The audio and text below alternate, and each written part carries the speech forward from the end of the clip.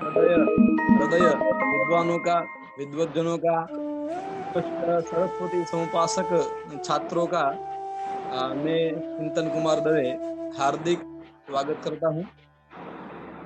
हमारे लिए बड़े सौभाग्य की बात है कि आज हमारे परम मित्र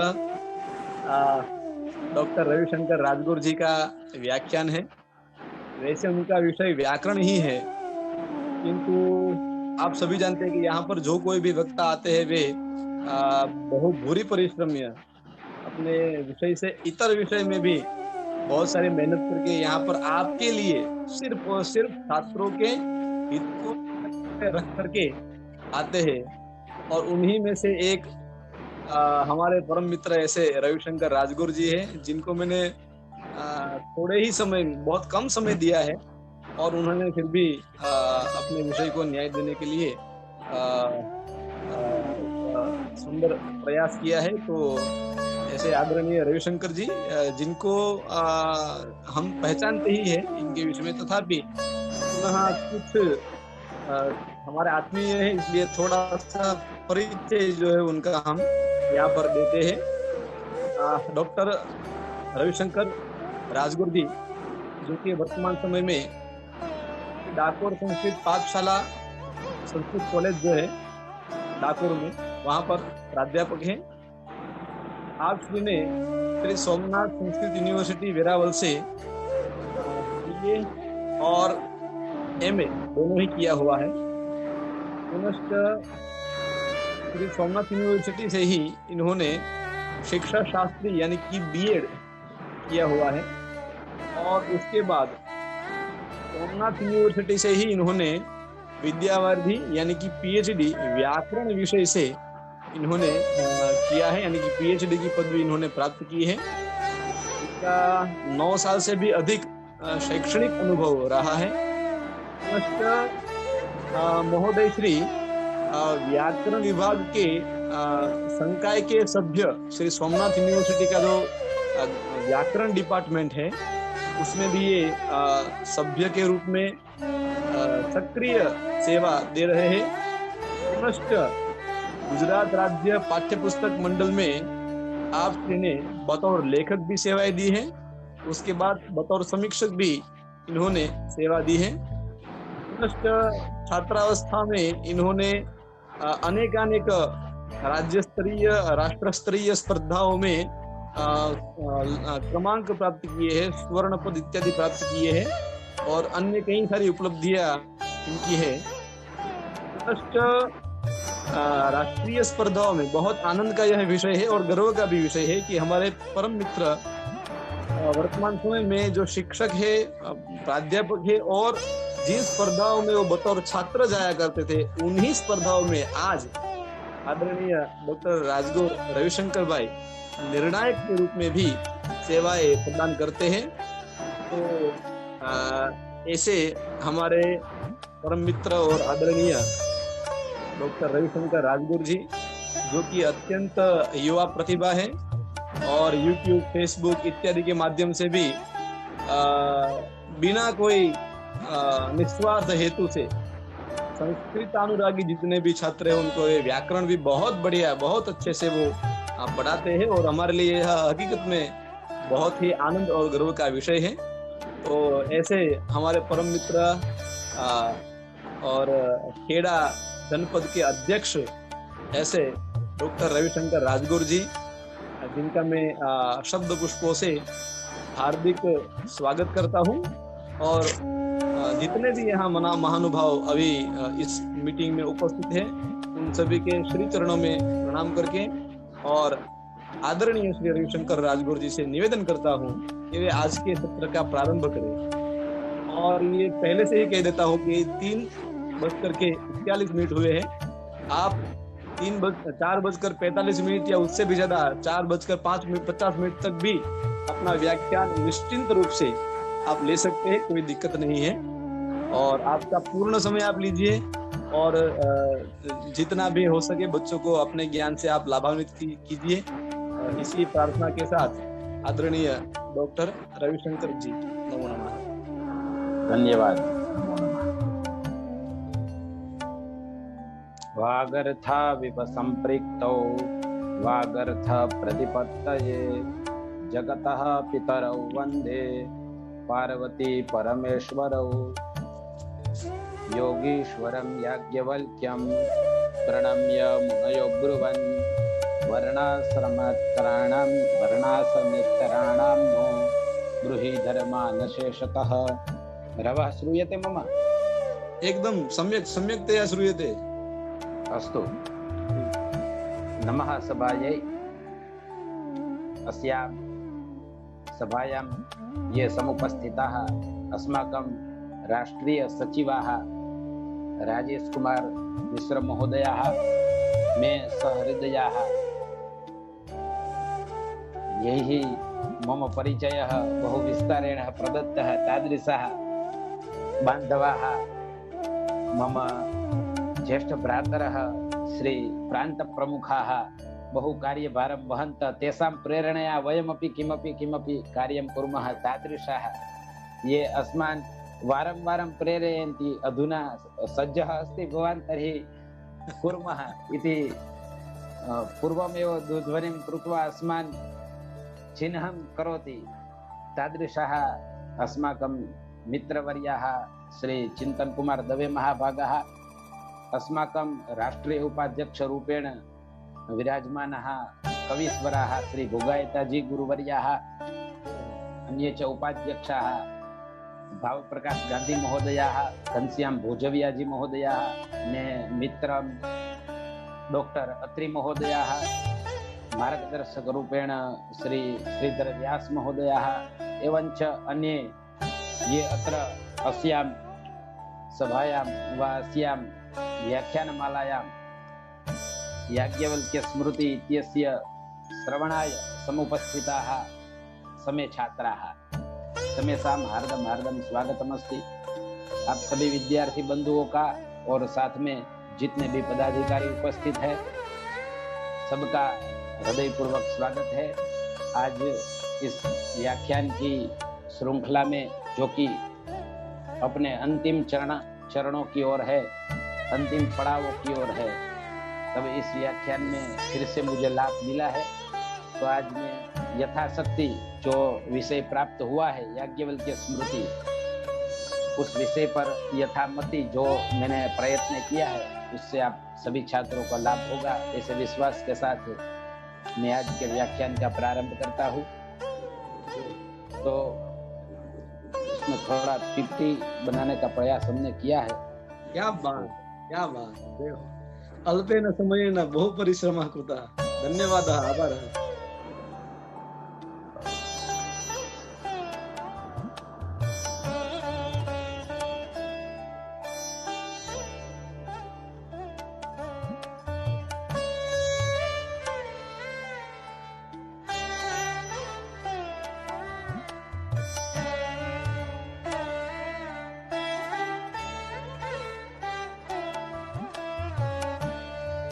आप को होस्ट है इसलिए शेयर कर पाएंगे। हाँ आप। हाँ।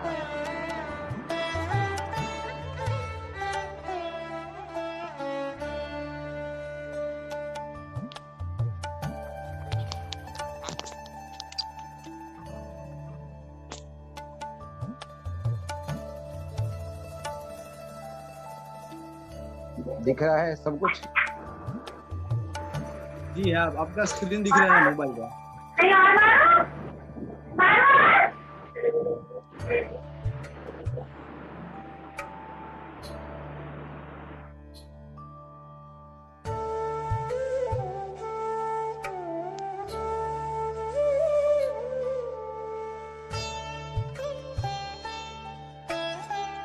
जी एकदम बढ़िया से दिख रहा है। वाह महोदय, आपका वीडियो नहीं दिख रहा है, बाकी ये PPT दिख रहा है।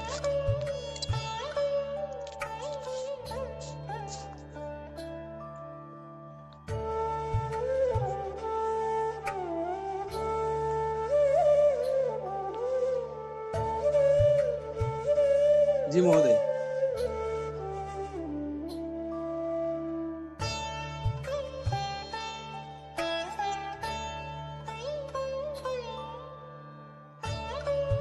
रविशंकर जी, आप सुन रहे हैं मुझे? चला स्क्रीन अभी स्क्रीन पर नहीं दिख रहा है आपको, पीपीटी नहीं दिख रहा है, पहले दिख रहा था। श्रुतिस्तु वेद विज्ञेयः धर्मशास्त्रम तु वै स्मृति। अभी पीपीटी नहीं दिख रहा है सर, पीपीटी नहीं दिख रहा है अभी।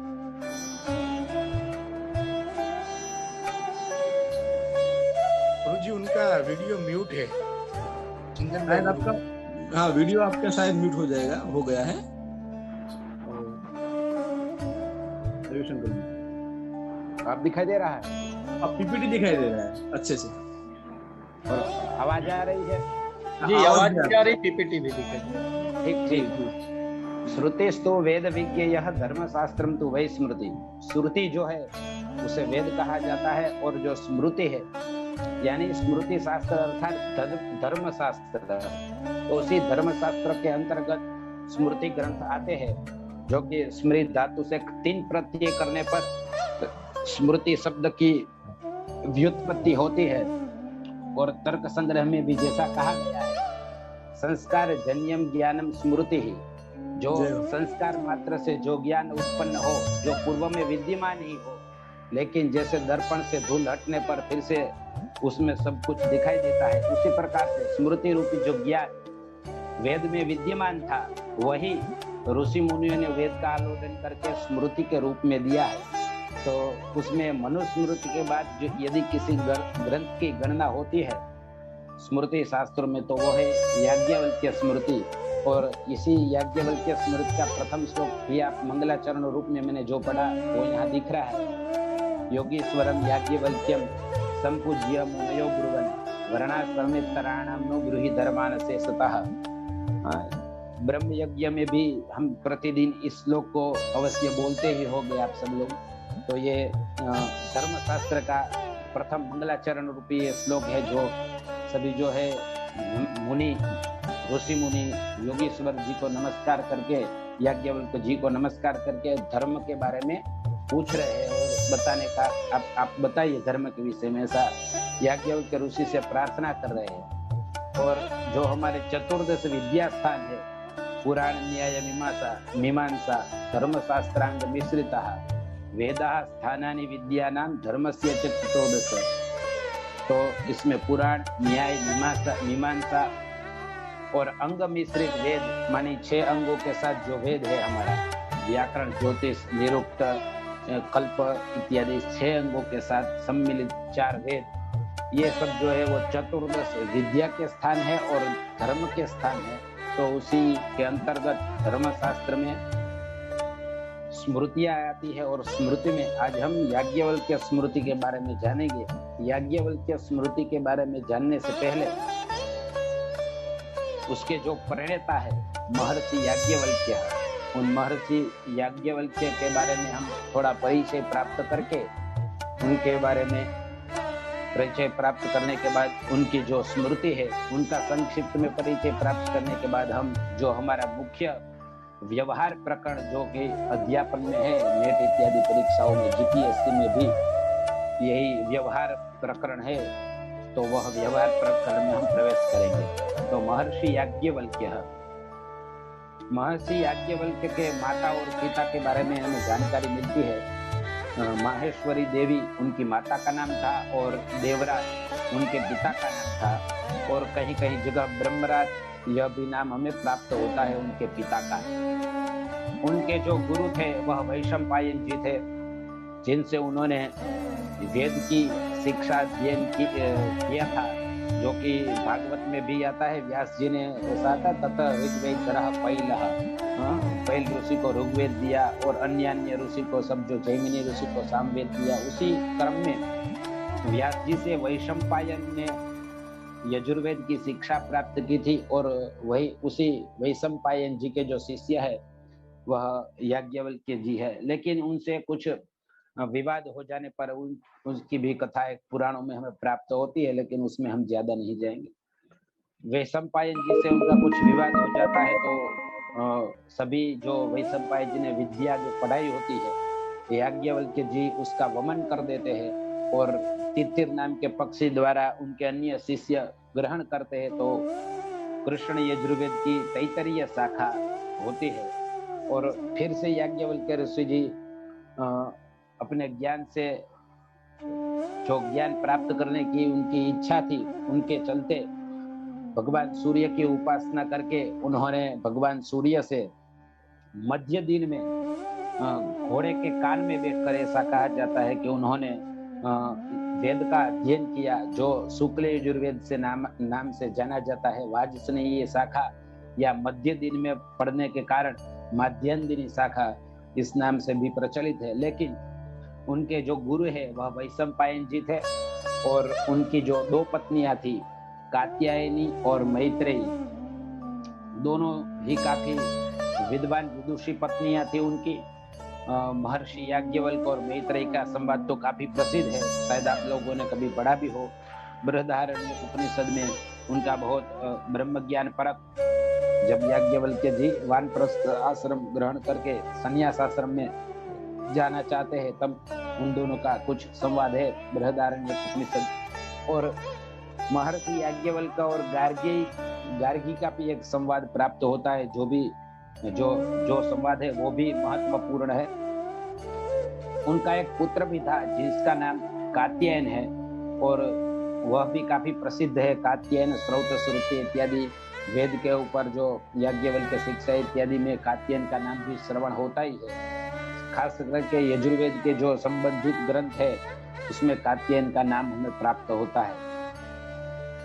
उनका जन्म स्थान मिथिला कहा जाता है याज्ञवल्क्य ऋषि का, और वह जनक के दरबार में गुरु के रूप में विद्यमान थे, जनक के गुरु थे ऐसा भी माना जाता है। तो उनका जन्म स्थान यह मिथिला है जो कि अभी बिहार में। उनका समय जो है, समय ऐसा कहा जाता है कि ईस्वी सन पूर्व 700 से 1800 के आसपास उनका समय रहा है। यद्यपि इससे भी आगे हो सकता है, लेकिन 700 से 1800 वर्ष पूर्व, पाणिनि से भी पूर्व 1100 वर्ष पूर्व जितना इनका पूर्व समय है, क्योंकि पाणिनि ने भी इनका अपने सूत्रों में उल्लेख किया है, तो उसके हिसाब से इनका समय जो है ईस्वी सन पूर्व 700 से 1800 के बीच में इनकी सभी जीवन व्यतीत होना चाहिए, ऐसा हमें प्राप्त होता है। तो ये महर्षि याज्ञवल्क्य के बारे में भी काफी सारे प्रश्न पूछे जाते हैं परीक्षाओं में। तो ये महर्षि याज्ञवल्क्य का जो परिचय है यह भी आपके लिए अब अत्यंत जरूरी है। तो याज्ञवल्क्य परिचय प्राप्त करने के बाद आगे जो उन्होंने 3 ग्रंथ लिखे हैं, ऐसा माना जाता है कि याज्ञवल्क्य स्मृति जो हमें अभी पढ़ना है, और याज्ञवल्क्य शिक्षा और याज्ञवल्क्य गीता, ऐसे 3 ग्रंथ उनके प्राप्त होते हैं। और जो याज्ञवल्क्य स्मृति है, उस स्मृति का परिचय हम प्राप्त करेंगे, लेकिन उस स्मृति की 5 टीकाएं खूब प्रसिद्ध है जिसके ऊपर भी प्रश्न पूछे जाते हैं। तो ये 5 टीकाकारों के नाम यहाँ दिए हैं। जो सबसे पहला बाल क्रीड़ा नामक जो टीका है वह विश्वरूपाचार्य की प्राप्त होती है। अपरार्थ धर्म निबंधन टीका जो है वह अपरादित्य नामक विद्वान की है। इसके ऊपर जो सबसे प्रसिद्ध टीका है वह विज्ञानेश्वर की मिताक्षरा टीका है, जो कि इसी के अनुसार हमारा अभ्यासक्रम है। मिताक्षरा टीका सहित शायद हमारे अभ्यासक्रम में ये याज्ञवल्क्य स्मृति का व्यवहाराध्याय प्रकरण है। तो वो मिताक्षरा टीका जो विज्ञानेश्वर ने लिखी है वह काफी प्रसिद्ध है। और भट्टशूल पाणी की जो दीपकलिका टीका, मित्र मिश्र की वीर मित्रोदय टीका, यह 5 टीका, और यह प्रमिताक्षरा जो टीका है, ये आप जाने कि यह मिताक्षरा टीका जो है उसके ऊपर नंद पंडित ने प्रमिताक्षरा नाम की टीका लिखी है। तो उपटीका है, ऐसा आप जाने।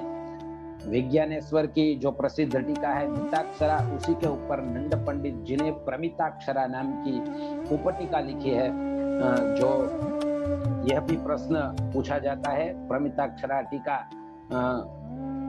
जो है वह स्मृति की है या मिताक्षरा टीका की है। तो आपको जानना चाहिए ये जो मिताक्षरा टीका है वह मिताक्षरा टीका याज्ञवल्क्य स्मृति के ऊपर विज्ञानेश्वर ने लिखी है और उसी टीका के ऊपर प्रमिताक्षरा नाम की उपटीका लिखी गई है।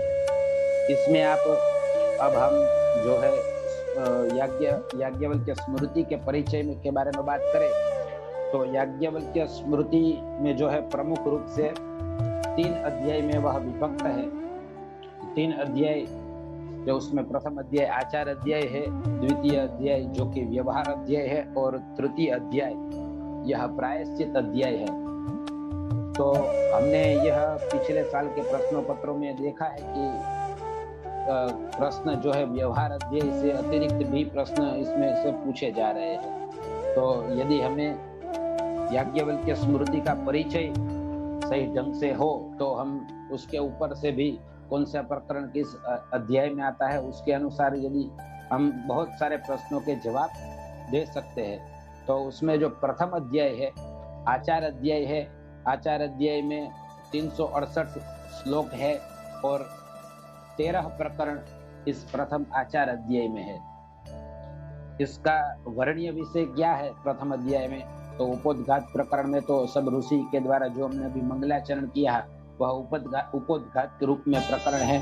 फिर बाद में ब्रह्मचारी प्रकरण है जिसमें ब्रह्मचारियों को क्या करना चाहिए क्या नहीं करना चाहिए इसका विवरण है। विवाह प्रकरण है और जिसमें सभी संस्कारों का वर्णन इसी के अंतर्गत प्राप्त होता है। हमें गर्भाधान से लेकर के उपनयन इत्यादि जो 16 संस्कार है इन सभी 16 संस्कारों का वर्णन यहाँ प्राप्त होता है। वर्ण जाति विवेक प्रकरण जो वर्ण व्यवस्था है उसके ऊपर काफी सारा प्रकाश डाला है जो मनुस्मृति के बाद में सर्वथा प्रामाणिक रूप से ये माना जाता है। गृहस्थ धर्म प्रकरण है, स्नातक धर्म, स्नातक हो जाने के बाद में ग्रेजुएट हो जाने के बाद में हमें क्या करना चाहिए, हमारा समाज के प्रति क्या कर्तव्य है, इसका जो वर्णन है वह स्नातक प्रकरण में प्राप्त होता है। भक्ष्य अभक्ष्य प्रकरण नाम से ही जानते हैं आप। द्रव्य शुद्धि प्रकरण, दान प्रकरण, साध्य प्रकरण, गणपति कल्प प्रकरण जिसमें गणपति पूजा और उसका वर्णन है किस प्रकार से होना चाहिए। ग्रह शांति प्रकरण और जो है अंतिम प्रकरण राजधर्म प्रकरण है और जिसमें राजा का क्या प्रमुख रूप से धर्म है उसका वर्णन किया गया है। और इस प्रकार से प्रथम अध्याय में कुल 13 प्रकरण में विभाजित है और उसमें 368 श्लोक है। दूसरा जो अध्याय है वह व्यवहार अध्याय है। आचार के बाद जो है व्यवहार आता है। आचार प्रथमो धर्म इस प्रकार से भी विष्णु शास्त्र में प्राप्त होता है। तो आचार जो है वह प्रथम धर्म है।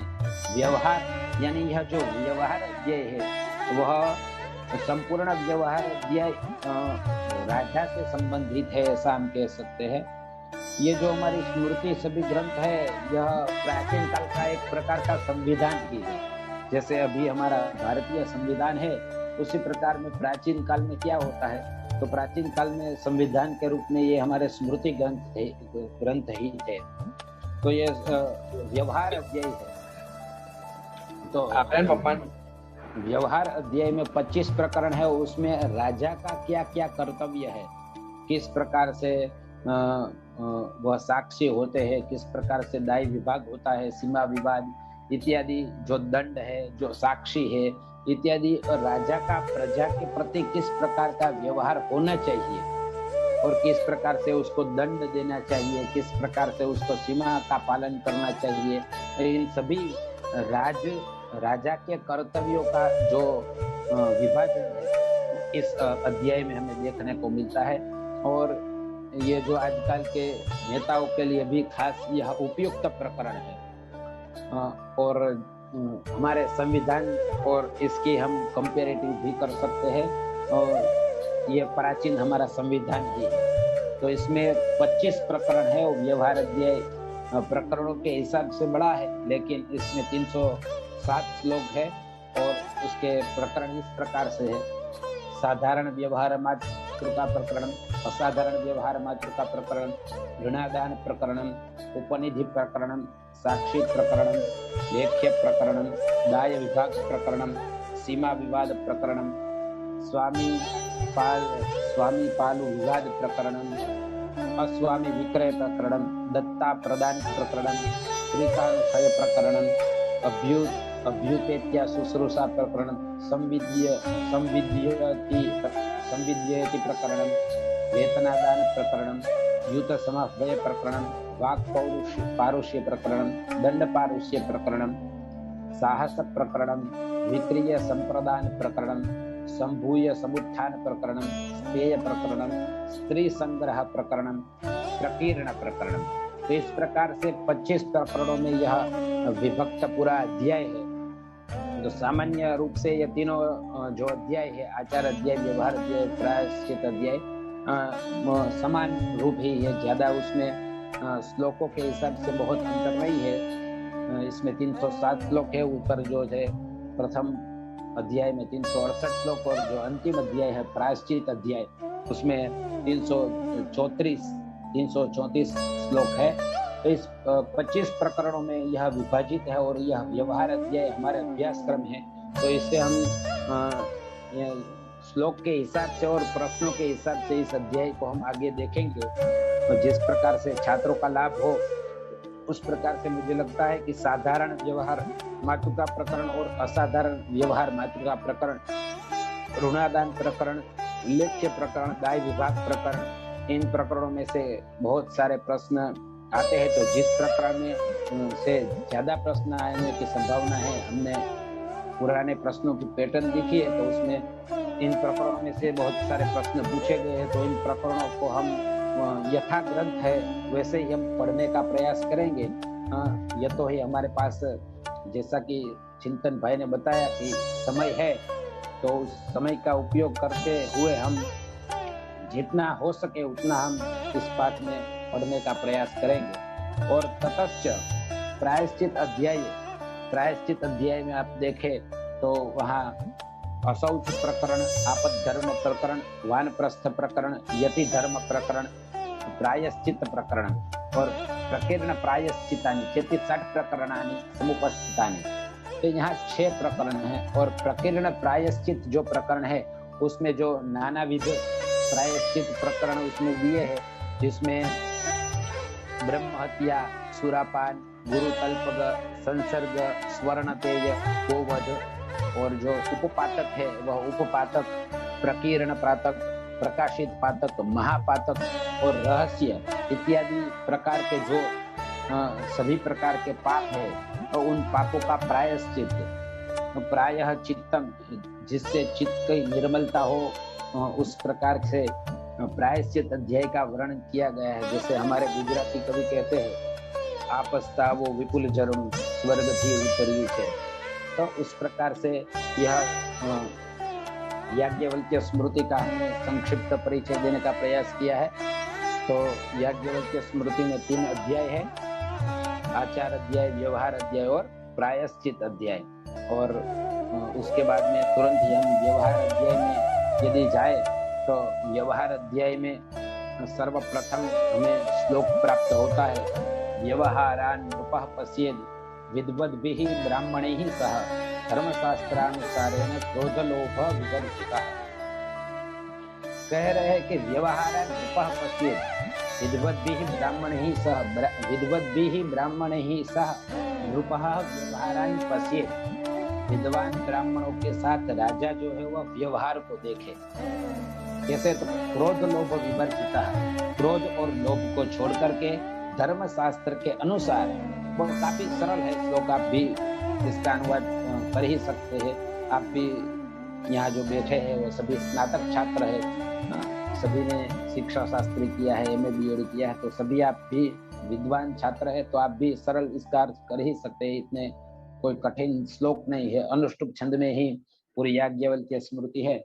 धर्मशास्त्रानुसारेण विद्वद्भिः ब्राह्मणैः सह क्रोधलोभ विवर्जितः नृपः व्यवहारान् पश्येत्। तो इस प्रकार से इसका सरल अर्थ हमें समझ में आ रहा है। तो व्यवहार मानी यहाँ यही है कि जो राजा का जो कर्तव्य है, वो राजा पूरा व्यवहार देखे, पूरे राज्य का क्या चल रहा है पूरे राज्य में, धर्मशास्त्र के अनुसार देखे उसको ब्राह्मणों के साथ, क्रोध और लोभ इत्यादि को छोड़कर, क्योंकि क्रोध और लोभ जो है वह भगवत गीता में जैसे कहा कि काम क्रोधस्तथा लोभः त्रिविधम नरकस्येदं द्वारम नाशनमात्मनः। तो ये 3 काम क्रोध और लोभ यह नरक के द्वार है। तो राजा को अवश्य ही काम क्रोध और लोभ विवर्जित होकर के सभी व्यवहारों को देखना चाहिए। आगे कह रहे कि श्रोता ज्ञान संपन्ना धर्मज्ञः सत्यवादिनः राज्ञा सभासदः कार्या रिपौ मित्रे च ये समा। राज्ञा सभासदः कार्या, और राजा होता है तो उसकी सभा तो होती ही है, सभा में सभी सभ्य होते हैं। तो वह सभा में सभ्य कैसे होने चाहिए? तो धर्मज्ञः सत्यवादिनः श्रुति अध्ययन संपन्ना, वेद आदि अध्ययन से संपन्न हो, शास्त्र ज्ञान से संपन्न हो, धर्म के जानकार हो, सत्यवादी हो, और रिपो मित्रे चाहिए समाह, रिपो और शत्रु में जो समान रूप से कार्य कर सके वे इस प्रकार के राजा के सभी सभासद होने चाहिए। तो राजा जो है व्यवहार देखेगा तो उसके साथ में जो उनके सभासद हो वो कैसे होने चाहिए? तो इस प्रकार से उसके सभासद होने चाहिए। तो कोई फिर आगे के श्लोक में बता रहे हैं कि अपश्यता कार्यवशाद व्यवहारान रूपेण तु सभ्यैः सह नियुक्तव्यो ब्राह्मणः सर्वधर्मविद्। यहाँ जो हमने मूल श्लोक ही लिए हैं, क्योंकि बहुत ज्यादा समय नहीं था तो हम उसमें थोड़ा टंकपन नहीं कर पाए। ये भी जो है हमने विकिपीडिया से ही ले लिया है। तो यहाँ तीसरे श्लोक में कह रहे कि अपश्यता कार्यवशात् व्यवहारान रूपेण तु सभ्यैः सह नियुक्तव्यो ब्राह्मणः सर्वधर्मविद्। जो कभी कार्यवशात राजा जो है वह अपना व्यवहार नहीं देख सके तो उसे क्या करना चाहिए? क्योंकि राजा है तो वह उसके बहुत सारे कार्य होते हैं, तो बहुत सारे कार्य हो तो कभी कभार वह शायद व्यवहार को ना भी देख सके। तो क्या करना चाहिए उस राजा को? तो सभ्यैः सह नियुक्तव्यः, उसे एक सभ्यों के साथ नियुक्ति करनी चाहिए। किसकी? तो ब्राह्मण सर्वधर्मविद, जो सर्व धर्मों का जानकार है, इस प्रकार के ब्राह्मण की नियुक्ति करनी चाहिए। और फिर उसको कहना चाहिए कि आप व्यवहार को देखें। तो इस प्रकार से जब राजा कार्य को नहीं देख सकता है तब उसे एक सभ्य के साथ एक ब्राह्मण की नियुक्ति करनी चाहिए जो धर्मवान हो और राजा का जो कार्यभार है वह देख सके। आगे कह रहे हैं कि रागाल लोभात् भयाद्वापि स्मृत्युपेताधिकारिणः सभ्यः पृथक पृथक दंड्या विवादात् द्विगुणम दमम्। यह इसका प्रश्न भी पूछा गया था कि जो हमारे यहाँ आजकल तो नेता लोग ही चोर हो गए, लेकिन यहाँ स्मृति में बहुत सा अच्छा कहा है कि यदि जो सभ्य है जिसकी नियुक्ति की गई है राजा के द्वारा व्यवहार को देखने में, वो यदि राग के वसात किसी के ऊपर उसको स्नेह है, किसी के ऊपर प्रेम है, वो उसका अपना है, उसके हिसाब से वह राग से या लोभ से उत्कोच के हिसाब से कोई उसे लोभ के लिए उत्कोच दे दे, लांच दे दे, तो उसके कारण या भया उसको कोई धमकी दे या उसको कोई भय दिखाए, तो इन तीनों के कारण भी जिसकी राजा ने नियुक्ति की है उस प्रकार के यदि सभ्य जो है वह स्मृति अपेताधिकार, स्मृति का जो वचन है जिस प्रकार का उसको व्यवहार करना चाहिए उस प्रकार का यदि इन कारणों के चलते राग लोभ और भय के चलते उन्होंने उस प्रकार का व्यवहार नहीं किया है तो सभ्यः पृथक पृथक दंडिया, तो उन सभ्यों को पृथक पृथक दंड देना चाहिए। और कैसा? विवादात् द्विगुणम दमम, जिस प्रकार का विवाद है उससे द्विगुणित दंड, 2 गुना दंड। कोई आर्थिक व्यवहार के में क्षति की है तो जितना भी अभियोग चल रहा है उसका द्विगुण दंड देना चाहिए, या किसी भी प्रकार का अभियोग यानी काम चल रहा हो, खटला चल रहा हो, कोर्ट में काम चल रहा हो, उस प्रकार से जो भी विवाद हो उस विवाद में उसकी जो सजा है उन सभ्यों को 2 गुनी देनी चाहिए, जिससे उनके सभासद कभी गलत ना करे। तो इस प्रकार से सभासदों को तो सबसे कोई ऐसा काम नहीं करना चाहिए राग, लोभ और भय के कारण। अन्यथा सभासदों को तो 2 गुना दंड देना चाहिए। तो हमारे अभी सभासद कौन है? तो हमारे अभी जो नेता है वही हमारे सभासद है। तो यदि या जो कोई अधिकारी है जिसकी सरकार के द्वारा नियुक्त हुई है और जो उसको कार्य करना चाहिए वो नहीं कर रहा है, तो उसको द्विगुणित दंड देना चाहिए, ऐसा हमारे स्मृति ग्रंथों का कहना है। आगे कह रहे हैं कि स्मृति आचार जपेतेन मार्गेणा घर्षितः परै आवेदयति चेदराज्ञे व्यवहार पदम आवेदयति चेदराज्ञे व्यवहार पदम हितत्।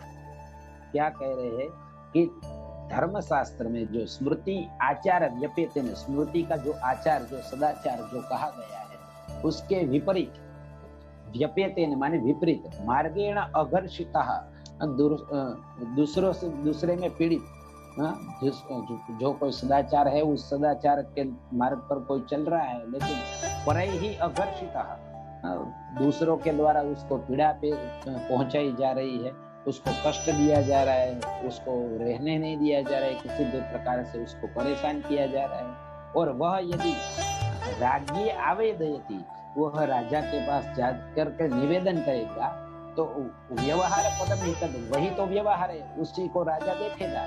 यही व्यवहार है कि एक जो राज्य में रहने वाला कोई भी व्यक्ति हो, वह अपने काम से काम कर रहा है, बहुत अच्छे ढंग से वह व्यवहार कर रहा है, स्मृति शास्त्रों ने, धर्म शास्त्रों ने जो बताया उस मार्ग के ऊपर चल रहा है और अपना गुजरान चला रहा है, अपना गृहस्थ धर्म का बराबर पालन कर रहा है। लेकिन कोई उसके मार्ग में आ जा रहा है और उसको बाधित कर रहा है, उसको कष्ट पहुंचा रहा है व्यर्थ का, तब जाके वह राजा को निवेदन करता है। और राजा जो है उसी को तो क्या करना है, इसी व्यवहार को तो देखना है कि राजा के पास जो कोई भी शिकायत आए उसको निराकरण करना है।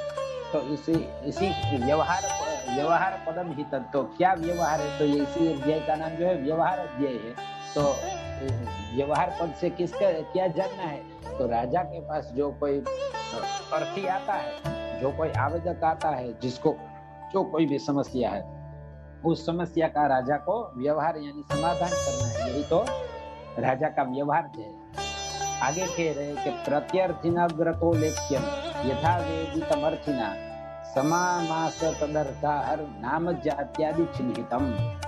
प्रत्यर्थिनः अग्रतः लेख्यम यथा वेदितमर्थिना, जो है यहाँ जो है 2 बातें, एक प्रत्यर्थी है और एक अर्थी है।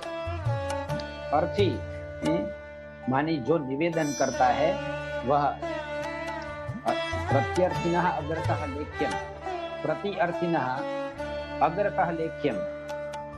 अर्थी को जो है वह क्या होता है कि जो कोई शिकायत होती है तो शिकायत लेकर के वह जब जाता है तो वह उसका पूरा विवरण लिखा जाता है।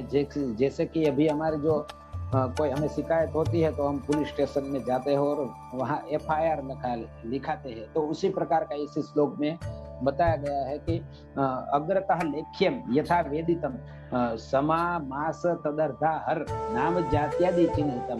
तो वहाँ जो है संवत्सर, उसका मास, उसका नाम, उसकी जाति, उसका जो चिन्ह इत्यादि, जो महीना, पक्ष, ये सब कब क्या हुआ है, उसकी जो समस्या है उसका पूरा जो ब्यौरा है वह उसको वहाँ अर्थी को लिखाना होता है। अर्थी जो है जिसके ऊपर उसकी समस्या है, प्रत्यर्थी यानी मानी जो सामने वाला जिसने उसको कष्ट पहुंचा है वह प्रत्यर्थी, और जो निवेदक है यानी जो पीड़ित है वह अर्थी। तो अर्थी जो है प्रत्यर्थी के बारे में सब वहाँ उसका जो कितने वर्ष है, वो कहाँ रह रहा है, उसका वर्ष, महीना, दिन, जाति, चिन्ह, सब उसका चित्र पूरा ब्यौरा विवरण करेगा, उसको क्या समस्या है, और ये पूरा निवेदन करता है अर्थी।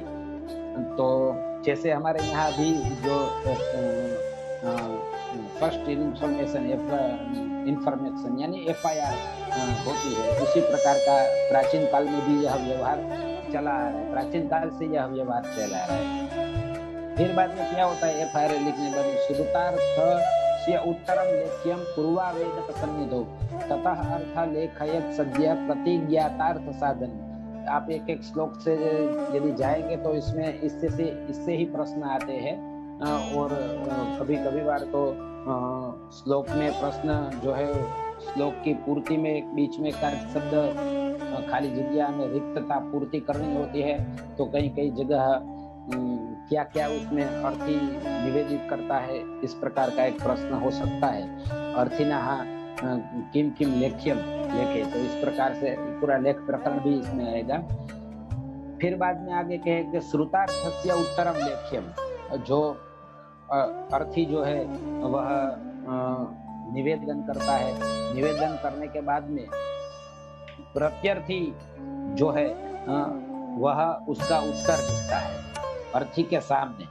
पूर्वावेदक सन्निधो, अर्थात जो आवेदक है मानी जो अर्थी है उसके सामने ही प्रत्यर्थी जो है उसका अपना उत्तर लिख रहा है कि भाई अर्थी ने ये समस्या लिखाई कि इसने मेरा जमीन हड़प लिया या कुछ भी जो कोई हो, इसने ये मुझे किया, तो उसके अनुसार जो है वह आवेदक के सामने ही जो प्रत्यर्थी है वह अपना उत्तर लिखता है। और फिर बाद में वह उत्तर लिखने के बाद में ततः अर्थी लेखयत सद्य, फिर बाद में जो अर्थी होता है, जो जिसने पीड़ा की पीड़ित जो है वह अपना पुनः सिद्ध करता है कि भाई चटपट अपना जवाब देता है कि जो इसने कहा है वह सही है या गलत है, और जो सही है तो उसमें प्रतिज्ञा उसको सिद्ध करने में क्या क्या साधन है उसके पास जो कोई है, तो वह अर्थी उसको सिद्ध करने की बातें उसे बताता है कि भाई यह है, इसलिए इसका यह प्रमाण है कि इसने मेरे पास ये हर लिया है, या जो भी उसकी समस्या, उस समस्या का वह प्रमाण जो है वह अर्थी प्रत्यर्थी जब उत्तर लिख लेता है तब जो है अर्थी जो है उसके सामने उसके उत्तर के हिसाब से सही है या गलत उसको प्रतिज्ञापित करने के लिए प्रमाण साधन रखता है।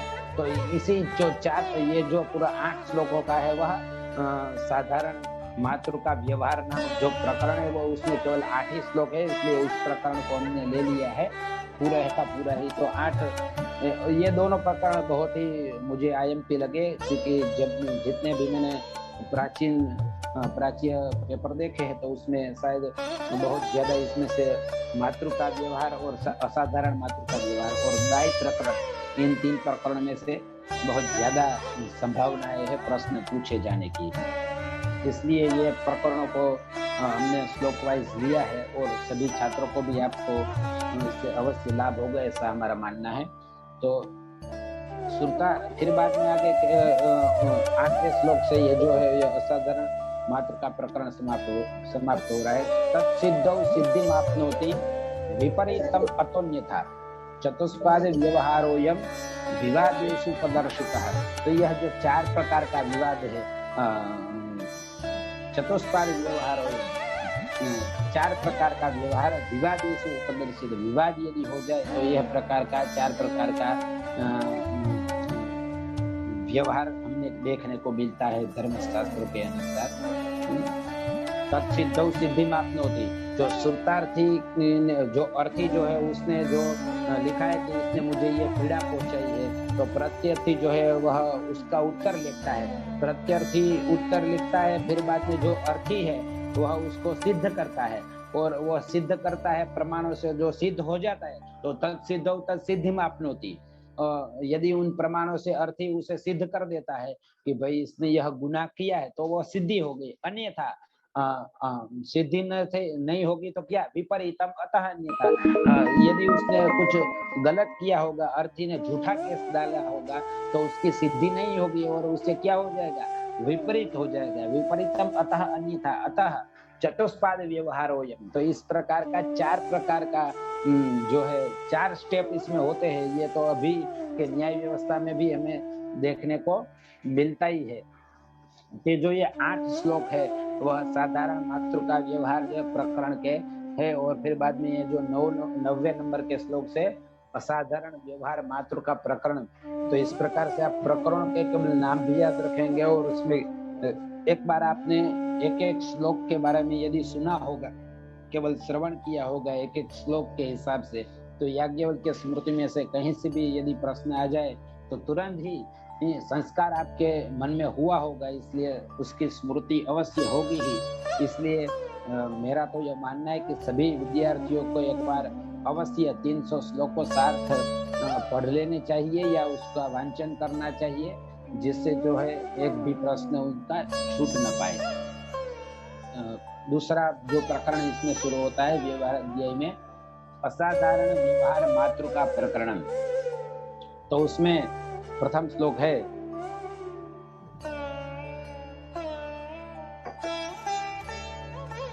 अभियोगम अनिस्तिर्य नैनम प्रत्यभियोजयेत् अभयुक्तम च नान्येन नोक्तम विप्रकृतिम नयेत्।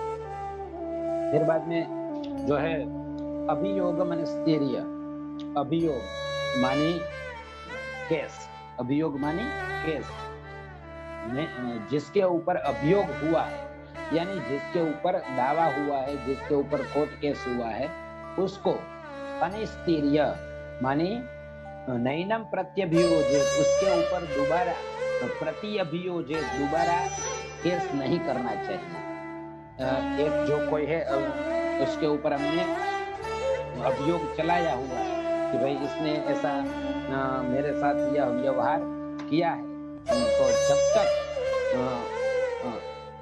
अनिस्तिर्य उसके ऊपर अभियोग खत्म नहीं हो जाता है, तब तक जो है उसके ऊपर या उसका जो अभियोग जिसके ऊपर हुआ है वह कोई प्रति उत्तर न दे दे, जब तक वह कोई अपना जवाब न दे दे, तब जब तक वह अपना बचाव कार्य न कर ले, तब तक न एनम प्रति अभियोजित, उसको उसके ऊपर दूसरा अभियोग, उसके ऊपर दूसरा दावा, उसके ऊपर दूसरा कोर्ट में केस नहीं करना चाहिए। या इस प्रकार से भी हम समझ सकते हैं कि जिसने अभियोग किया है उसके ऊपर ही प्रत्यभियोग नहीं कर देना चाहिए। अभी क्या होता है कि बे पार्टी सामसामे केस करीना है, दोनों झगड़ा करते हैं, और जिसने गुनाह किया है वो तो अभियोग करता है, और जिसने गुनाह किया है वो भी जो अभियोग करने वाला है उसके ऊपर भी अभियोग डाल देता है। तो दोनों सामने परस्पर जो है द्वंद्व करके परस्पर केस कर देते हैं। तो ऐसा नहीं करना चाहिए। ऐसा कह अभियुक्तम च अन्येन, किसी दूसरे ने भी यदि अन्य न अभियुक्तम, किसी अन्य ने भी उसके ऊपर अभियोग कर रखा है, दावा कर रखा है, तब भी उसके ऊपर हमें क्या उसके ऊपर दूसरा केस नहीं करना चाहिए। नोक्तम विप्रकृतिम नयेत्, और जो है न उक्तम, जो हमने जो कहा है उसको विप्रकृतिम न उक्तम विप्रकृतिम, अर्थात जो हमने उसके ऊपर चार्ज लगाया है या जो उसके ऊपर अभियोग किया है, वो अभियोग करने के बाद में हमें उसको जो है बदलना नहीं चाहिए। विप्रकृतिम अर्थात उसके विरुद्ध हमें नहीं कहना चाहिए। जो हमने कहा है उसके हमें एक बार अभियोग में हमने लिखा है कि ये इसने हमारे पास हानि की है, इसने ये पीड़ा पहुंचाई है, और फिर बाद में हम मुखर जाए कि ऐसा नहीं हुआ था, तो ऐसा जो कहने के बाद में हमें विप्रकृत नहीं होना चाहिए। तो इसको इस प्रकार से समझना चाहिए। तो एक बार जो हमने कह दिया उससे हमें मुखरना भी नहीं चाहिए। नोक्तम विप्रकृतिम नहीं। तो इस प्रकार से यहाँ 4 अभियोगी जो है उसके ऊपर प्रत्यभियोग नहीं करना चाहिए। दूसरे ने भी उसके ऊपर अभियोग किया हुआ है तो भी उसके ऊपर अभियोग नहीं करना चाहिए, यानी उसके ऊपर केस नहीं करना चाहिए। और जो हमने कहा है उससे हमें कभी मुंह फेरना नहीं चाहिए, उसे बदलना नहीं चाहिए हमें। अभी ये कहा कि इसने मेरी ये हानि की है, फिर बाद में हम घूम जाए कि इसने इससे भी ज्यादा हानि की थी, या उसको ज्यादा सजा हो, या उसको छुड़ाने के लिए फिर समाधान हो जाने के बाद में तो हम अपना राग लोग प्रसाद अपना जो कहा है उसे ही हम ठोक कर दे, तो ये हमें नहीं करना चाहिए। फिर उसी के आगे कह रहे हैं कि कब प्रत्यभियोग करना चाहिए। उसी का पूर्व श्लोक का अपवाद ये 10वें नंबर का श्लोक है। कुर्यात् प्रत्यभियोगम च कलहे साहसेषु च उभयोः प्रतिभुर्ग्राह्य समर्थ कार्य निर्णय। कुर्यात् प्रत्यभियोग, जिसके ऊपर अभियोग हुआ है उसके ऊपर भी आप प्रत्यभियोग कर सकते हैं। कब? कलहे साहसेषु च, आपने अभियोग किया है और वो आपके साथ ही कलह करने आ जाए, झगड़ा करने आ जाए, तो तब आप उसके ऊपर प्रत्यभियोग कर सकते हैं। या वह कोई साहस दिखाए, साहस यानी यहाँ दुस्साहस, साहस अर्थात वह आपको कोई धमकी दे, आपको मारने आ जाए, आपके ऊपर कोई अत्याचार करे, तो साहस शब्द का अर्थ हमें यहाँ यही लेना है। तब उसके ऊपर हमें प्रत्यभियोग करना चाहिए।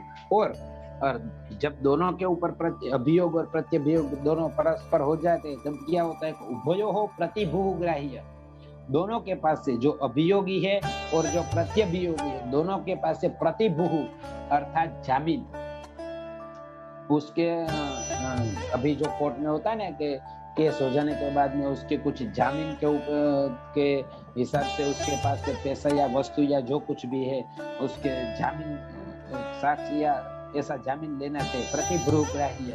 तो उन दोनों के अभियोग करते फिर उसके पास जामीन लेना चाहिए। और समर्थ कार्य निर्णय, और ऐसे व्यक्ति की नियुक्ति करनी चाहिए कि जो उसके निर्णय करने में समर्थ हो, ऐसे जज की वहां नियुक्ति करनी चाहिए। दोनों के जब परस्पर एक दूसरे के पर अभियोग हो तब दोनों के पास जामीन लेना चाहिए, और जो उसको निर्णय करने में समर्थ है उस प्रकार के जज की नियुक्ति होनी चाहिए। तो इस प्रकार का यह श्लोक का भावार्थ है। आगे कह रहे कि निह्नवे भावितो दद्यात् धनम राज्ये च तत्समम् मिथ्याभियोगी द्विगुणम अभियोगात् धनम वहे। यह जो श्लोक है वह हमने काफी प्रश्न पत्रों में देखा, तो यह श्लोक के बारे में से प्रश्न पूछा गया है। मिथ्याभियोगी कति गुणम धनम दद्यात्, ऐसा एक प्रश्न हमने प्रश्न पत्रों में देखा था। तो मिथ्याभियोगी द्विगुणम धनम दद्यात्, राज्ये कति गुणम द्विगुणम धनम दद्यात्। मिथ्याभियोगी अर्थात शब्द सही समझ में आ रहा है कि मिथ्या अभियोगी, मिथ्या मानी झूठा, जिसने अभियोग किया है, गलत दावा जिसने दूसरे के ऊपर किया है, जो दावा किया वह सिद्ध नहीं हुआ, तो वो क्या हुआ? मिथ्या भी होगी। यहाँ जो है निह्नवे भावितः दद्यात् धनम राज्ये च तत्समम्। निह्नवे अर्थात निह्नव मानो निह्नव अर्थात क्या? तो अपभाषण, अपलाप, मिथ्यावादी जो है वह पहले गलत बोलना कि इसने ऐसा किया है, और जो उसके ऊपर अभियोग होता है तो अभियोग होने के बाद में वह अपलाप करता है कि मैंने ऐसा नहीं किया है या मैंने कुछ किया नहीं है, और ऐसा प्रलाप करता है, अपलाप करता है, तो उसे कहते हैं निह्नव माने निषेध करता है कि मैंने यह नहीं किया है। तो फिर बाद में भावितः उसके ऊपर सिद्ध हो जाता है, प्रमाणों से सिद्ध हो जाता है कि इसने यह गुनाह किया है, तब क्या होता है? तब अभियोगात् धनम वहे, तो अभियोगी को उसको धन देना पड़ता है। जिसने उसको ऊपर दद्या सिद्ध हो जाए तो राजा क्या करेगा? उसके ऊपर जो अभिवादी है उसके तुल्य दंड, जुर्माना राजा को द्विगुण देना चाहिए, और जो अभियोगी है और अभियोगी को भी उसको धन देना पड़ता है। यदि मिथ्याभियोगी कोई मिथ्या अभियोग कर दे तो मिथ्या अभियोग करने वाले को राजा को 2 गुना दंड देना पड़ता है। जिसके ऊपर मिथ्या अभियोग आर्थिक रूप से किया है या अन्य किसी जमीन का है या अन्य का, जिस भी प्रकार का अभियोग मिथ्या किया है, गलत आरोप लगाया है, तो वह गलत आरोप लगाने के कारण उसको 2 गुना दंड राजा को देना चाहिए। तो पहले जो कोई आरोपी हो वह बात कबूल ना करे और फिर बाद में वह सिद्ध हो जाए, तो जो उसकी जो चीज है वह राजा को उसको वापस दिला देनी चाहिए, और उसको जो अपराधी है उसको द्विगुण दंड भी देना चाहिए। इस प्रकार का यह प्रश्न इसमें से पूछा जाता है कि मिथ्याभियोगी राज्य कति गुणम धनम दद्यात्, तो द्विगुणम धनम दद्यात् यह प्रश्न का उत्तर है। यह श्लोक के माध्यम से भी यहाँ पूछा जा सकता है। अब आगे कह रहे हैं कि यह बहुत महत्वपूर्ण हमें श्लोक लग रहा है। साहस तेज पारुष्य गोभिशापात्यये स्त्रियां विवादयेत् सद्य एव कालोन्यत्रेच्छया स्मृतः। साहसः, साहस यानी जो हमने कहा ना दुस्साहस, जो कोई धमकी देता हो, दादागिरी कोई कर रहा हो, मनुष्य को मार रहा हो, उसका हड़प कर रहा हो, तो ये क्या है? इस सभी का समावेश साहस में होगा। बे प्रकारना केस है, दीवानी फौजदारी केस, और स्तेय मानी चोरी, कोई साहस का केस हो, मानी चोरी का, तो फिर बाद में कह रहे कि स्तेय मानी चोरी का कोई केस हो, अभियोग हो। पारुष्य मानी कोई कठोर वचन कहने का, जो भी कोई किसी के प्रति गाली गलौज करे या कठोर व्यवहार करे, जैसा नहीं करना चाहिए। गोभिशापात्य ये यानी गोभी गाय को मारना या शापित करना, यानी गायों का वध, पशुओं का वध इत्यादि करना, ऐसा। स्त्रियां यानी स्त्रियों के साथ कोई खराब व्यवहार करना, स्त्रियों के साथ दुराचार करना। इन अभियोगों में विवाद सद्य एवं, इन विवादों को सद्य निपटा देना चाहिए। उसमें तारीख पे जो हमारे आज के कोर्ट की सिस्टम है, अभियोग चल रहा है तो, लेकिन जब तक अभियोग समाप्त हो तब तक तो वह व्यक्ति ही समाप्त हो गया हो जिसने अभियोग किया है, शायद प्रत्यभियोग जिसके ऊपर किया है वो भी समाप्त हो जाए। लेकिन यहाँ हमारे स्मृति ग्रंथ कह रहे हैं कि यदि किसी के ऊपर साहस का विवाद चल रहा है, यानी अभियोग चल रहा है, किसी के ऊपर चोरी का अभियोग चल रहा है, किसी के ऊपर किसी ने कठोर वचन कह दिए है, मानापमान यानी मानहानि का केस दावो है ना, त्यारे चलता हुआ मानहानि का केस चल रहा है, किसी ने पशु वध किया है या स्त्रियों के साथ कोई दुराचार किया है, तो ऐसे विवाद में तुरंत ही निर्णय करना चाहिए। सद्य एवं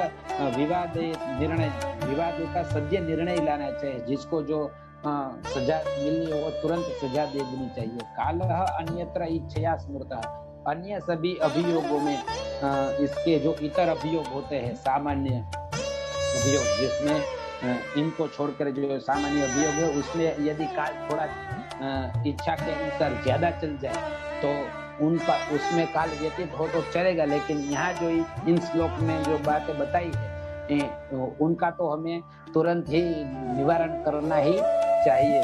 तो इस प्रकार से यहाँ ये बताया गया है।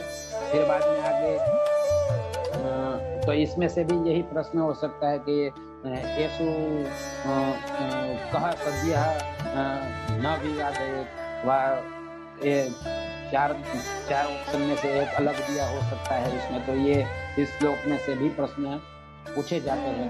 तो इसलिए हमने यह मातृका प्रकरण जो है वह श्लोक वाइज ही रखा है, क्योंकि इसमें से बहुत सारे प्रश्न पूछे जाते हैं। फिर बाद में आगे कहते हैं कि देशात् देशांतरम याति सत्यमे परिलेभि च ललाटं सुध्यते चास्य मुखम वै वर्ण्यमेति च। ये जो तीनों के तीनों श्लोक है वह सभी तीनों के तीनों श्लोक में दुष्ट का वर्णन आया है कि किसे दुष्ट कहते हैं।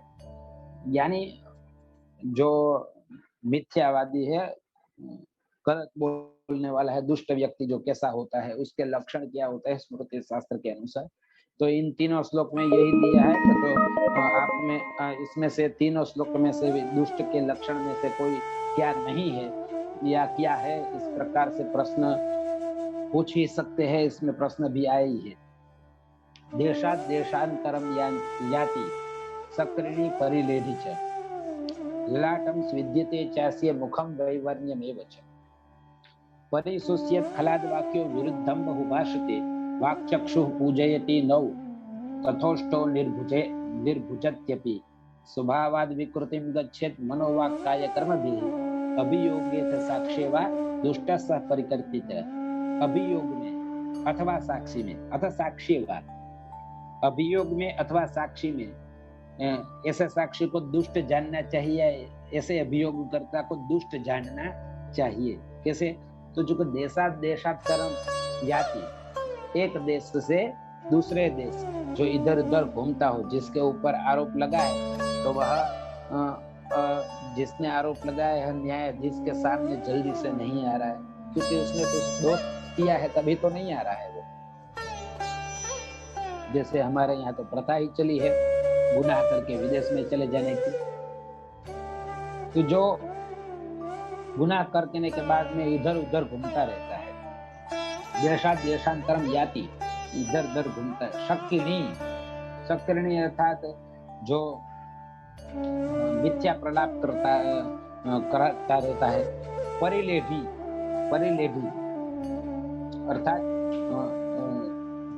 अर्थात अपने मुख को ऐसे चाटता रहता हो,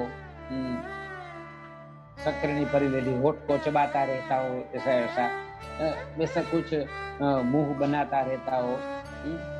ललाटम स्विद्यते, ललाट में से जिसको पसीना जा रहा हो, उसको कोई न्यायाधीश पूछे कि तुमने ये किया है वो किया, प्रश्न पूछने पर उसके पसीने छूट गए, ललाट में से स्वेद निकल आए। मुखम वैवर्ण्य मेति, प्रश्न पूछने पर उसका मुख खुला का खुला रह जाए, वह आश्चर्यचकित रह जाए, ऐसा कुछ हो। परिसुष्यति, स्खलद वाक्य, बोलने पर उसका मुख सूख जाए, बोल नहीं पाए। स्खलद वाक्य, वो वाक्य बोलने में बहुत सारी भूल कर दे, वह जो बोलना चाहे वह बोल नहीं पाए। स्खलति, उसका बहुत सारी उसमें बनाना होता है, जो झूठ बोलता है उसको, तो इसलिए उसमें वह एक सप्रमाण वह बोल नहीं पाता है, वो इसलिए उसको भूल होती है। स्खलति वाक्य विरुद्धम बहुभाषते, बहुत बोलता है, लेकिन अपने ही एक बात के विरुद्ध दूसरी बात, जो पहले बात कही है उसी के अपनी बात के विरुद्ध ही वह दूसरी बात बोल जाएगा। तो विरुद्धम बहुभाषते, वो अपनी बातों में ही वह पहला वाक्य जो बोलता है दूसरा वाक्य उसके विरुद्ध हो जाता है, तो अपनी बातों में ही विरोधाभास हो। वाक् चक्षु पूजयति नो, अर्थात वाणी और चक्षु, पूजयति अर्थात यहाँ वाणी से वह जो, और चक्षु से पूजा यानी वाणी, उसकी वाणी जो है क्षोभित हो जाती है, थोथवाई जाए, वह थोथला जाती है, वह बोल नहीं पा सकता, स्फुटित रूप से वह बोल नहीं सकता है वह, क्योंकि वह झूठ बोल रहा है। और चक्षु यानी वह आंख में आंख मिला करके भी वह बात नहीं कर पाता है। तथा ओष्ठौ निर्भुजयत्यपि, और उसके जो है वह ओठ वह फफड़ते रहते हैं, उसका रंग बदल जाते हैं, होठ काट करके बात करता है, तो ऐसा कुछ मुख बना करके बात कर रहा हो। स्वभावाद विकृतिम गच्छे, मनोवाक् काय कर्म भी, मन वाणी काय शरीर और कर्म, मन वाणी शरीर और कर्म से वह विकृतिम गच्छे, मन में विकार आ गया हो, वाणी में विकार आ गया हो, शरीर में विकार आ गया हो, और कर्म में भी विकार आ गया हो। कैसा? लेकिन स्वभाव, वो स्वाभाविक विकार उसमें देखने को मिले, प्राकृतिक विकार उसमें देखने को मिले, तब इस प्रकार के जो साक्षी होते हैं वह सदुष्टा परिकीर्तिता, इस प्रकार के साक्षी या इस प्रकार के अभियोग करने वाले वह सभी दुष्ट होते हैं, ऐसा हमें जानना चाहिए। तो ये दुष्ट में से भी प्रश्न पूछे जाते हैं कि कह दुष्ट, तो अभियोगी व कह साक्ष्य दुष्ट, इसमें से 4 ऑप्शन में से एतेषु कह दुष्टस्य किम दुष्टस्य लक्षणम नास्ति, इस प्रकार से प्रश्न पूछा जा सकता है। और यहाँ हमने प्रश्न भी थोड़े कलेक्ट किए हैं, तो उन प्रश्नों को भी हम देखेंगे यहाँ, जिसमें हमने नहीं लिखे, लेकिन यहाँ हमने उस प्रश्नों का विवरण किया है। आगे भी जो श्लोक आ रहा है उसमें भी प्रश्न, उसमें से भी प्रश्न आए ही थे। फिर आगे जो है संदिग्धार्थम स्वतंत्रो यः साधयेत् यश्च निष्पतेत् न चाहुतो वदेत् किंचित धीनो दंड्यश्च यस्मृतः। स्वभाव से जो फिर बाद में कहा संदिग्धार्थम स्वतंत्रो यः, जिसका अर्थ, जिसने जो वाक्य कहा वह संदिग्ध हो, उसके ऊपर हम विश्वास नहीं कर सकते। स्वतंत्र साधयेत् यश्च निष्पतेत्, वह स्वतंत्र रूप से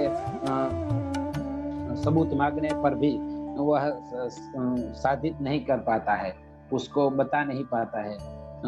और न चाहुतः वदेत्, उसको कहे कि इसके ऊपर आपका क्या कहना है, तो आहुतः अपि न वदेत्, वह नहीं बता सकता है, वह बोल नहीं सकता है। धीनो दंड्यश्च सस्मृतः, तो उसको हीन, वह है वह किंचित हीन, वह हीन है और वह दंड का अधिकारी है, दंड के योग्य है। जो संदिग्ध बात बताता है और जो अपनी बात जो है वह सिद्ध नहीं कर सकता है और जो कहने पर भी नहीं बोल पाता है, उस प्रकार का यदि है तो वह दंड्य है। तो इस प्रकार से 16वें श्लोक में बताया गया। फिर बाद में आगे 17वें श्लोक में और 18वें श्लोक में भी साक्षी के बारे में भी बातें की है कि साक्षीषु भयतः सत्सु साक्षिणः पूर्ववादिनः पूर्व पक्षे धरीभूते भवन्त्युत्तरवादिनः। तो कभी कभार क्या हो जाता है कि साक्षी उभयतः सत्सु, दोनों पक्ष के पास साक्षी होते हैं, पूर्ववादी के पास भी साक्षी होता है और उत्तरवादी के पास भी साक्षी होता है।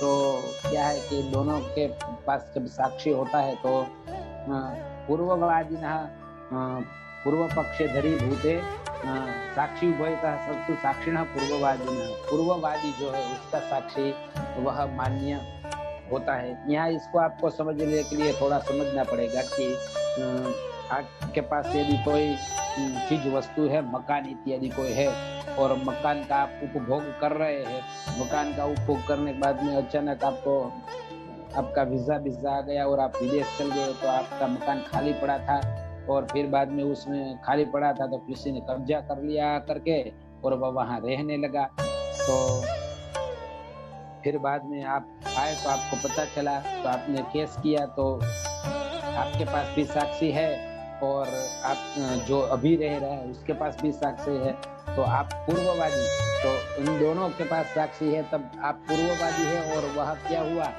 अभी जो है वह उत्तरवादी है, तो उसने अवैध कब्जा कर रखा हुआ है। तो उभयतः सत्सु साक्षिणः, तो दोनों के पास साक्षी है, पूर्ववादी के पास भी साक्षी है कि मैं करेला रहा हूँ, उसने कहा कि मैं बाद में मैं रह रहा हूँ। तो जो पूर्ववादी के साक्षी है उसको पहले सुनना चाहिए, फिर बाद में उत्तर पद साक्षी को सुनना चाहिए या उत्तर पद साक्षी को लेना चाहिए। पूर्व पक्षे धरीभूते, जब पूर्व पक्ष अधरीभूत हो तो तब भवन्त्युत्तरवादिनः, पहले पक्ष के साक्षी लेने पर जब उसका पक्ष नीचा हो तब दूसरे वादी की साक्षी लेनी चाहिए। पूर्व पक्ष अधरीभूत है, यानी किसी प्रसंगों में उत्तरवादी की साक्षी लेनी चाहिए। कब लेनी चाहिए, तो कि उसका पक्ष जब नीचा हो, जैसे कि किसी ने किसी सेठ के पास उधार लिया है, तो उधार लेने के बाद में 500 रुपया या 600,000 जो भी उधार लिया ब्याज सहित, तो वह सेठ के पास जाता है कि वह चुका देता है। फिर वह जो सेठ उसके ऊपर अभियोग चला दे कि उसने नहीं दिया है, तो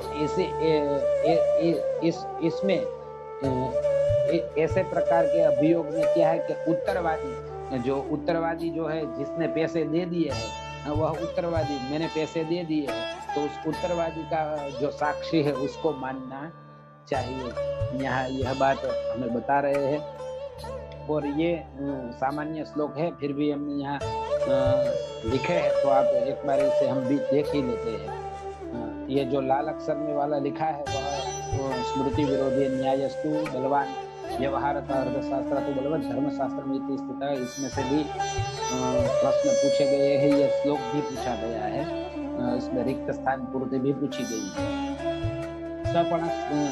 शोपणः चेत् विवादः स्यात् तत्र हीनं तु दापयेत् दण्डं च सुपणं चैव धनेन धनमेव च। सपण माने सशर्त किसी से साथ यदि विवाद होता है तो और वह शर्त हार जाने के बाद भी यदि नहीं दे रहा है धन, तो राजा को है वह उसको दंड दे, और जिस जो धनी को जो शर्त जीता है उसको धन भी दिलावे। ऐसा यहाँ इस श्लोक में वर्णन है। छलं देस्य भूतेन व्यवहारान् नयन रूपः भूतमप्य अनुपन्यस्तम व्यवहारतः। कह रहे कि छलं वीरस्य भूतेन, जो कि छल करता है, कपट करता है, और छल कपट करने के बाद में छल कपट करता है तो भी क्या करना चाहिए? व्यवहारा नयन रूप, राजा को भूतकाल का व्यवहार देख करके उसका क्या है वो संपूर्ण जांच करके व्यवहार से ही उसको निर्णय करना चाहिए।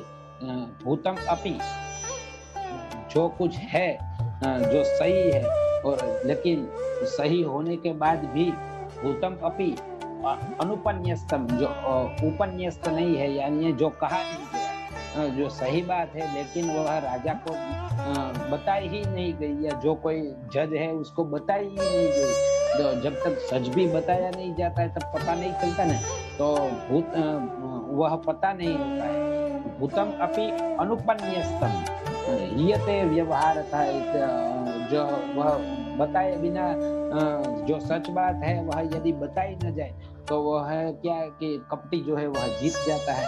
तो इसलिए कपटी न जीत जाए, इसलिए छल प्रमाद को छोड़ करके, छलधीरस्य मानी छल को छोड़ करके, भूतेन जो सच है, भूत मानी जो सच है, उससे व्यवहार से, व्यवहार की दृष्टि से, यानी यहाँ तो ऐसा भी कह सकते हैं कि सबूत, अर्थात इसके पास भूतम, भूतकाल में जो व्यवहार कपटी जो है वह अपनी बात सिद्ध कर दे, लेकिन भूतकाल में जो व्यवहार प्राचीन लोगों ने किया है उसके अनुसार राजा या जो कोई निर्णय करने वाला है वो भूतकाल के अनुसार व्यवहार करे। अन्यथा क्या है कि जो सच बात है, भूतम अपि अनुपन्यस्तम, जो बात ठीक ढंग से सच हो नहीं रखी जा सके तो वह हार जाता है। तो इसलिए भूत जो हमें वह उसके अनुसार, भूतकाल के अनुसार व्यवहार करना चाहिए। छलम निरस्य भूतेन व्यवहार नयन रूपः भूतम अप्य अनुपन्यस्तम हीयते व्यवहारतः निह्नुते लिखितम नेकम एकादशे विभावितः व्याप्य सर्वं रूपेणार्थ न ग्राह्य स्वनिवेदितः। तो इस प्रकार से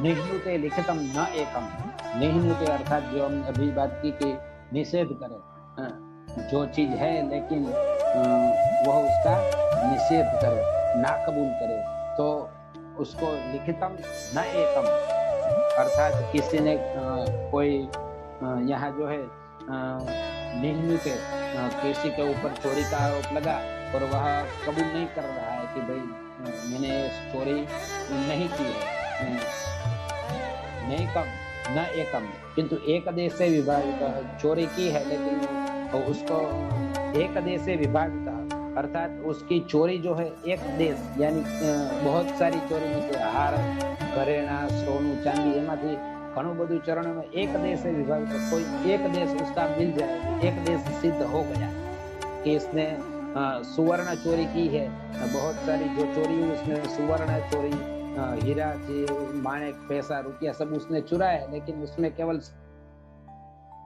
एक चोरी सिद्ध हो गई। तो एक चोरी के सिद्ध हो जाने के बाद भी क्या है कि दाप्य सर्वम रूपेणार्थम, रूप को जो अभियोगी है उसने सब कुछ नहीं लिखा है कि मेरा ये गया है, लेकिन फिर भी उसका जो कुछ गया है उसने जो लेख में नहीं लिखाया है, एफआईआर में नहीं लिखा है कि कदाचित हड़बड़ाहट में उसका रह गया, तो भी दाप्य सर्वम रूपेण, राजा को वह उसको सब दे देना चाहिए। न ग्राह्य तो निवेदित है, ऐसा नहीं कहना चाहिए कि ये तो उसमें निवेदन में नहीं लिखाया है, आपने ये आपका तो यही कहा था कि आपने कि मेरा हार चोरी हो गया, इसमें तो सोना मोहर भी है तो आपको सोना मोहर नहीं मिलेगी। तो इस प्रकार से लेख में नहीं है इसलिए उसको नहीं देना चाहिए, ऐसा नहीं। तो ये भी इसमें आया है। फिर ये जो है ये श्लोक जो परीक्षा में पूछा गया है, स्मृत्यो विरोधे न्यायस्तु बलवान व्यवहारतः अर्थशास्त्रा तो बलवत् धर्मशास्त्रम इति स्थिति ही।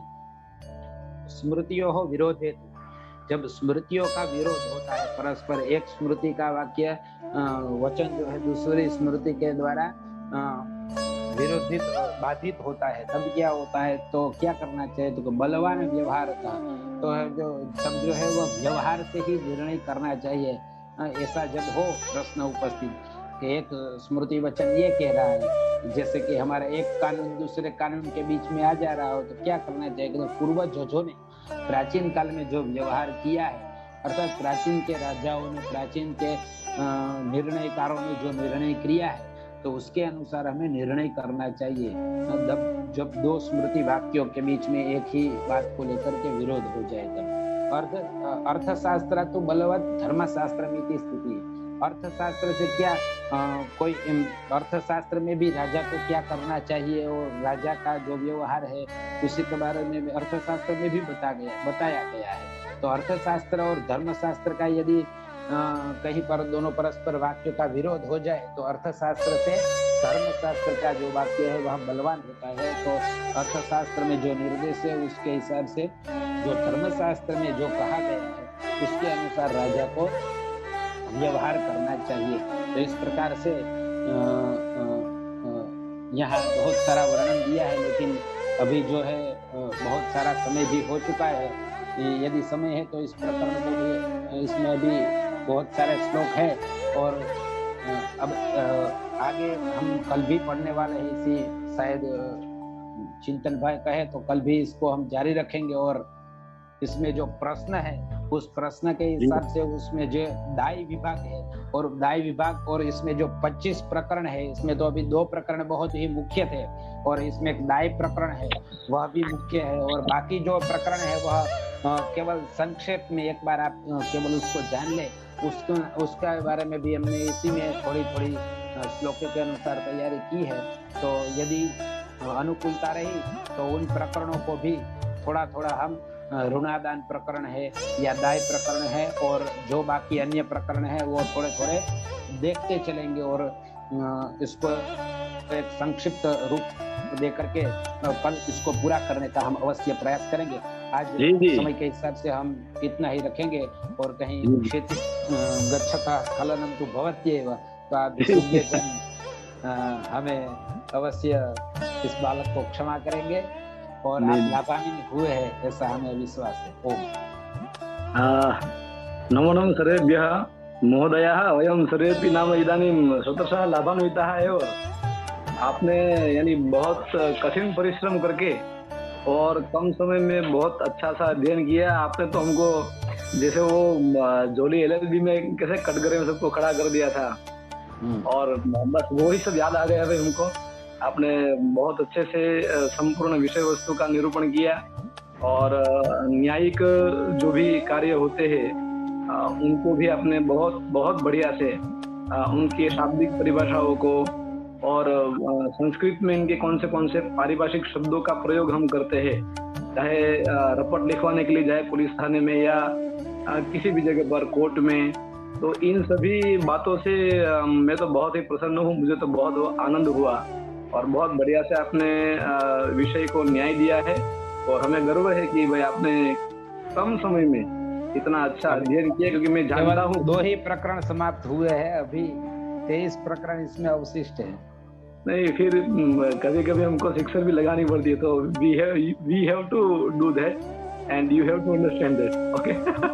बट बहुत बढ़िया आपने पढ़ाया अभी और मुझे ऐसा लगा कि आपने बहुत गंभीर अध्ययन किया, तो आपका जितना भी धन्यवाद मैं प्रकट करता हूँ उतना कम ही है, किंतु फिर भी बहुत आनंद भी हुआ और गर्व भी हुआ कि आप हमारे छोटे भाई हैं, मित्र हैं और इतना परिश्रम करते हैं, तो हम प्रसन्न हैं। कभी कभी हमारी भी आपकी तरह हालत होती है कि 8 घंटे में या 1 दिन में हमको करना होता है, हम भी करते हैं, तो मुझे वो दिन भी याद आते हैं कि भाई 1 दिन में भी क्या बोलते हैं चांस यानी मोको મળે અને છક્કો લગાડે એની જેવી વાત। और कभी कभी ऐसा भी करना पड़ता है, लेकिन आपने बहुत बढ़िया प्रस्तुत किया और आदरणीय ध्रुव जी जो कि हमारे तकनीकी संयोजक है, उनको मैं निवेदन करता हूँ कि वे आभार प्रकटन करें। समय बहुत कम है और जितने भी उपस्थित हैं उन सभी का मैं आभार प्रकटन करता हूँ और आप ध्रुव जी को अब सौंप रहा हूँ मैं। जी नमस्कार। सभी गुरुजनों के चरणों में वंदन। आवाज सुनाई दे रही है गुरुजन? जी जी जी जी बढ़िया। हाँ, तो सभी गुरुजनों के चरणों में वंदन करते हुए मुझे आज की जो तक मिली है आभार प्रकटन की, और आज का जो वक्तव्य हमारा था इसका जो विषय था याज्ञवल्क्य स्मृति, और उसमें भी जिस तरह से इतना रसमय, वैसे तो देखा जाए तो स्मृतियों का वर्णन इतना हमको रसमय नहीं लगता, लेकिन आदरणीय गुरुजी डॉक्टर रविशंकर राजगौर महोदय ने जिस तरह वर्णन किया और उनकी जो वर्णन की शैली थी, जो पारंपरिक और आधुनिक दोनों को साथ में समन्वय करके इतनी सरलता से समझाया कि हमको एक मतलब पूरा जो कोर्ट का जो दृश्य होता है, जो न्याय प्रणाली का जो दृश्य होता है, वो पूरा हमारे मानस पटल पर निर्मित हो गया। जो उन्होंने शब्द प्रयोग समझाए थे, FIR इत्यादि, तो मतलब पूरा सुनने में एकदम रुचिमय सा हो गया। और साथ में जो श्लोक आदि जो उनका अनुभव है, जो परीक्षा के बारे में, ये जो स्पर्धात्मक परीक्षा के बारे में उनका अनुभव, तो उन्होंने भी वहां भी उन्होंने चिन्हित किया कि ये श्लोक पूछे जा सकते हैं परीक्षा में, ये श्लोक पूछे जा सकते हैं। तो सभी छात्रों के लिए ये खूब हितावह हुआ और हमको भारतीय संस्कृति के बारे में और जानने मिला कि आज जो भी हमारा संविधान और जो भी न्याय प्रणाली है उसमें ये हमारी याज्ञवल्क्य स्मृति का कितना योगदान रहा है। तो संस्कृति के प्रति भी हमारा मान आदर बढ़ने गया। तो इसलिए मैं डॉक्टर रविशंकर राजगौर महोदय का खूब खूब धन्यवाद करता हूँ। और मतलब इतना रसप्रद ये हमारा जो सत्र था, और कुछ संक्षिप्त मैं तो क्या कहे, लेकिन बहुत सारा छूट गया है। तो आशा रखते हैं कि अगर एक और चांस मिलेगा उनका वक्तव्य सुनने में, तो ये बहुत लाभान्वित रहेगा। कल भी हम इनको सुनने वाले हैं। तो और इसी तरह जिज्ञासा होती है कि बार बार विद्वत जनों का व्याख्यान सुनने को मिले, क्योंकि ये इतना याज्ञवल्क्य स्मृति बड़ा विषय है, 1-2 घंटों में ये आप मतलब पूरा वक्तव्य इस पे नहीं दे पाते। फिर भी इतने कम समय में गुरुजी ने प्रयत्न किया, तो सभी छात्रों की ओर से और राष्ट्रीय संस्कृत मंच की पूरी टीम की ओर से मैं उनका बहुत बहुत धन्यवाद प्रकट करता हूँ। और राष्ट्रीय संस्कृत मंच का ये जो सुंदर आयोजन है, तो उसके लिए उसके जितने भी जो राष्ट्रीय संस्कृत मंच की टीम है, आदरणीय गुरुजी डॉक्टर अमृतलाल गोगायता जी आदि जो सभी हमारे गुरुजन हैं, उन सभी का खूब खूब धन्यवाद करता हूँ। और थोड़े दिनों में ये सत्र हमारा पूर्ण भी होने वाला है। ये जो कार्यक्रम था इतने महीनों का, तो ये पूर्ण होने वाला है। तो ये थोड़ी मन में ऐसी जिज्ञासा रहेगी कि ये इतने विद्वत जनों का जो अभी व्याख्यान सुनने को नहीं मिलेगा, तो ये गुरुजनों से भी प्रार्थना है कि इतना अच्छा विषय है, तो पुनः ये स्पर्धात्मक परीक्षा के लिए नहीं, तो पुनः कोई ज्ञान पिपासा के लिए, ज्ञान जिज्ञासा के लिए ऐसे विद्वत गुणीजनों के हम ऋणी रहेंगे कि उनके ज्ञान हमको ग्रहण करने को मिला। तो पुनः एक बार डॉक्टर रविशंकर राजगौर महोदय के गुरु जी के चरणों में वंदन करके उनका खूब खूब मैं धन्यवाद प्रकट करता हूँ। और आज का सत्र हम यहाँ पे समाप्त करते हैं। हम शांति मंत्र का पाठ करेंगे।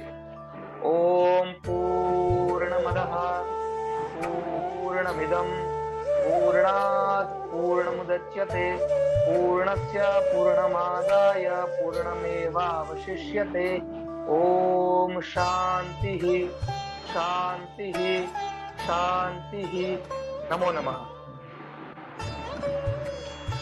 नमो नमः।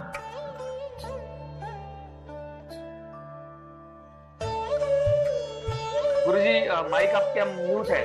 चिंतन भाई, आज हम सभी बहुत लाभान्वित हुए और रविशंकर जी का कल भी व्याख्यान है, उनका हम पुनः आभार प्रकट करते हुए आज के कार्यक्रम को यहीं पर हम समाप्त करते हैं। 5:01 हो गया है, जो कि हमारे निश्चित समय की मर्यादा जो है पूर्ण हो गई है।